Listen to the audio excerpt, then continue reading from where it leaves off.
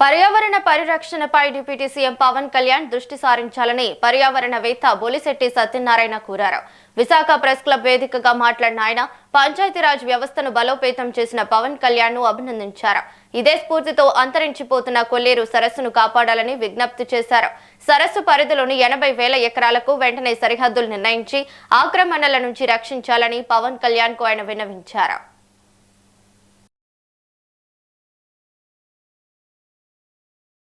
YCP అంతకుముందు కాంగ్రెస్ ఇప్పుడున్న కూటమి అందరూ కూడా భాగస్వాములాగా ఉన్నారు.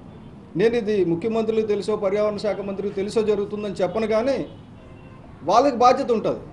లాల్ బహదూర్ శాస్త్రి గారు ఎక్కడో ట్రైన్ యాక్సిడెంట్ అయితే ఆయన రైల్వే మంత్రిత్వ పదవికి రాజీనామా చేశారు.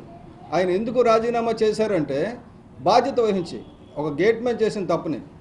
అటువంటిది 1,00,000 ఎకరాలు కబ్జా అయితే, కొల్లేరు సరస్సు కబ్జా అయితే, అక్కడ అక్రమ చేపల చెరువులు జరుగుతుంటే సుప్రీంకోర్టు 2006లో తీయమని చెప్తే 2008లో 45,000 ఎకరాలు అది తొలగించి మళ్ళీ 1,20,000 ఎకరాలు ఆక్యుపై చేశారు. అంటే సుప్రీంకోర్టు ఉల్లంఘన, మనకు చిత్తశుద్ధి లేకపోవడం.